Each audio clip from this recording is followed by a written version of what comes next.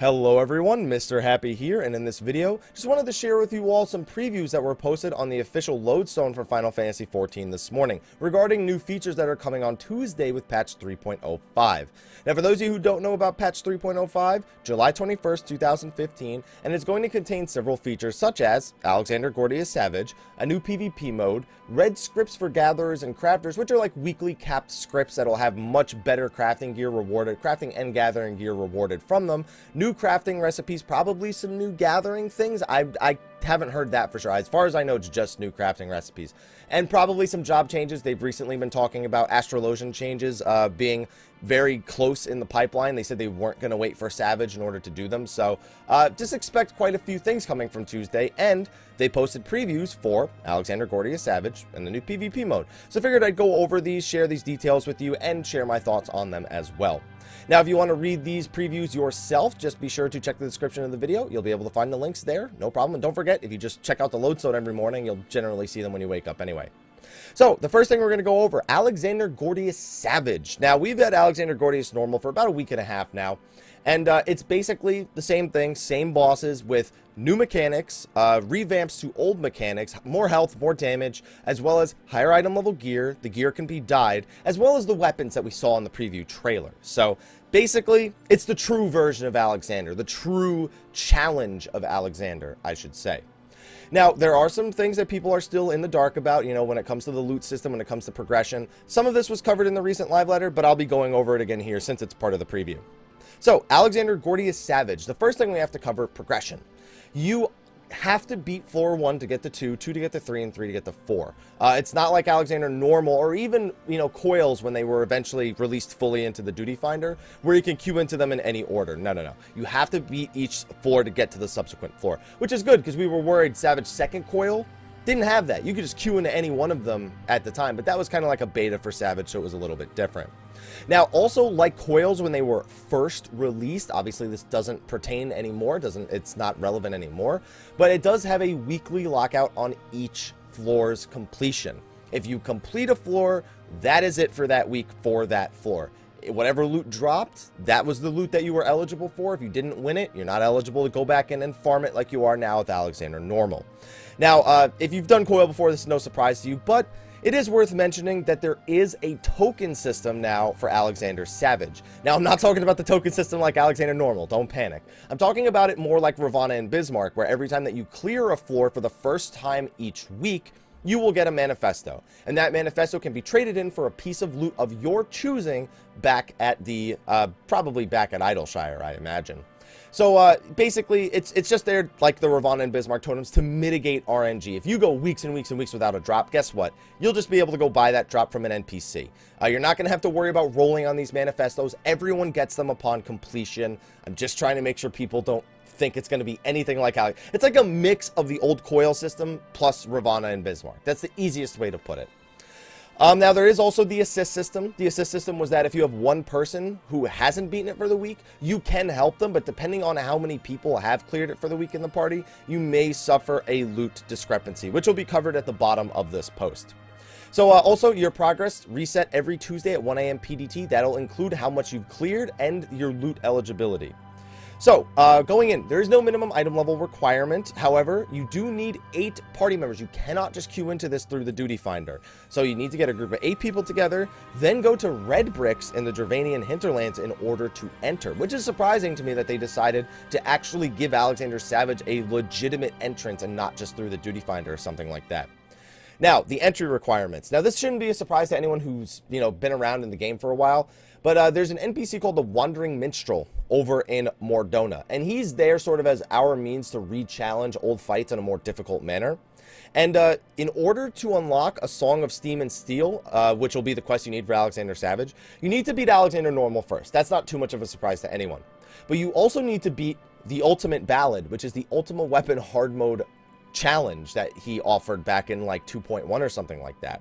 Not sure why they're still having that as a mandatory thing. I think it's just because it was the first quest they ever made the minstrel be used for. So, I mean, no big deal. Get a few people together, do undersized party so you can just wipe the floor with them at level 60, and you'll be good to go for Alexander Savage, as well as beating Alexander Normal. Now, in terms of the loot, I know I've been saying that, you know, whatever loot drops, that's the loot you're eligible for that week. I should have been a little bit clearer. It doesn't drop head tokens, feet tokens, none of that. It just drops gear.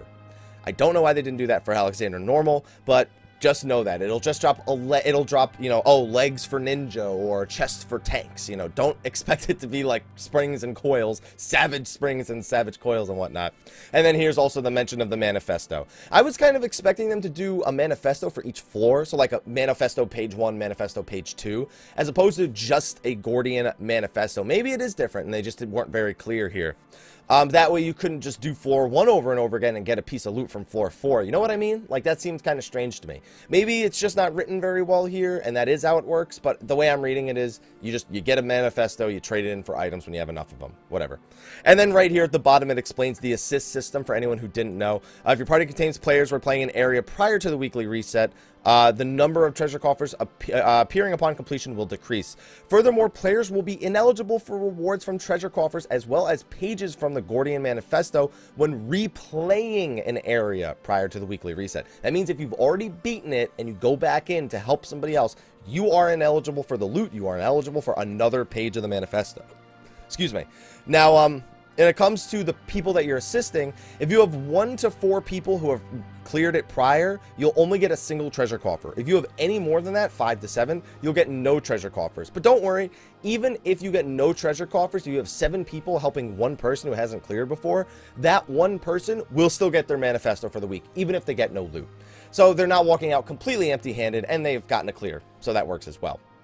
And that's it for Alexander Gordias Savage. I'm glad that they're making us progress through it 1, 2, 3, and 4. The loot system, I never thought I'd say this, but I'm a bigger fan of Coil with totems than I am of Alexander Normal by far. That's another thing that may happen in patch 3.05. They've been talking about doing some revamps to the Alexander Normal loot system. So if you're not doing Savage on Tuesday, you may still get some boosts to how quickly you're able to farm your loot in Alexander Normal.